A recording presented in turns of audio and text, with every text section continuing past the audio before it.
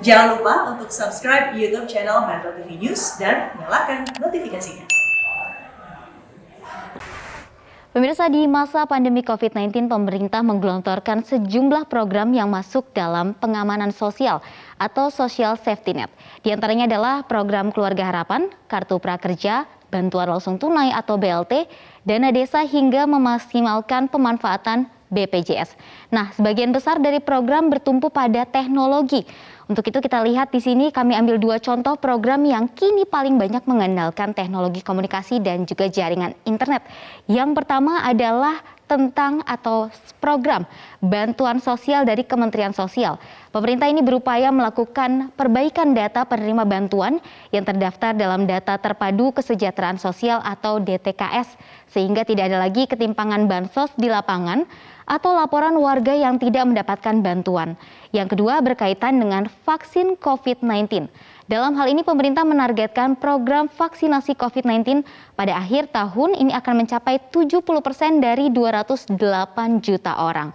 Nah, untuk itu Kementerian Kesehatan ini berupaya menyediakan sistem informasi vaksin untuk mengetahui stok logistik vaksin secara real time yang terintegrasi dengan data puskesmas di tiap desa dan juga kelurahan.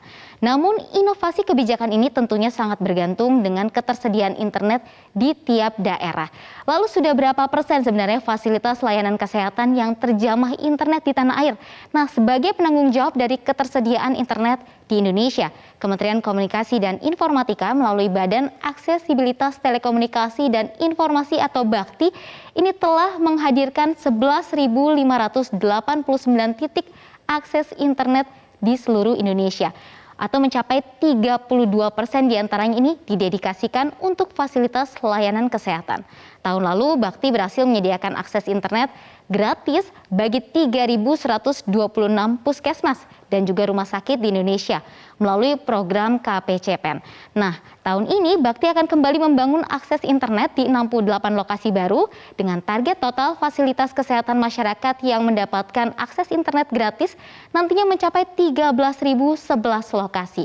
Tak hanya itu, penyediaan akses internet juga akan dikembangkan melalui stasiun bumi proyek satelit multifungsi Satria 1 yang direncanakan akan beroperasi di tahun 2023. Targetnya satelit multifungsi ini akan menjangkau 150.000 fasilitas pelayanan publik, diantaranya 3.700 titik fasilitas pelayanan kesehatan. Nah, kita lihat juga informasi berikutnya adalah Bakti memiliki prioritas untuk membangun akses internet di wilayah 3T, yaitu tertinggal, terluar, dan juga terdepan. Lalu ada berapa banyak sebenarnya daerah 3T di Indonesia atau di tanah air? Ternyata ini cukup banyak. Ada 62 kabupaten yang merupakan wilayah 3T di tanah air. Kita lihat di sini yang paling banyak adalah Papua, dengan daerah tertinggal sebanyak 30 kabupaten atau 48% dari total daerah 3T yang ada di Indonesia. Disusul Nusa Tenggara dengan 14 kabupaten dan juga Maluku 8 kabupaten, kemudian ada Sumatera 7 kabupaten dan juga ada Sulawesi 3 kabupaten.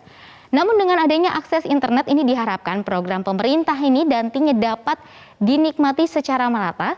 Salah satunya adalah telemedicine, merupakan program Kementerian Kesehatan yang bekerja sama dengan 11 platform untuk menangani pasien COVID-19 di tanah air dengan yang melakukan isolasi mandiri. Mulai dari pelayanan konsultasi hingga obat gratis, ini akan dikirim ke rumah pasien masing-masing. Meskipun jangkauan dari internet di daerah kini masih terbatas, pemerintah kemudian berkomitmen telemedicine ini menjadi salah satu program jangka panjang agar mampu dinikmati masyarakat secara adil dan juga merata. Selain itu, bagi masyarakat yang menggunakan fasilitas BPJS Kesehatan, kini dapat menggunakan sistem antrian online serta memudahkan mereka melakukan validasi klaim online berbasis aplikasi yang juga terintegrasi dengan sistem informasi yang ada di tiap rumah sakit. Adapun aplikasi Peduli Lindungi juga menjadi salah satu syarat utama perjalanan yang tidak hanya terkoneksi dengan fasilitas pelayanan kesehatan, namun juga dengan platform lain seperti e-commerce. Nah, tentunya kita berharap program pembangunan akses internet ini dapat segera terwujud agar pelayanan kesehatan di daerah tertinggal bisa terus meningkat.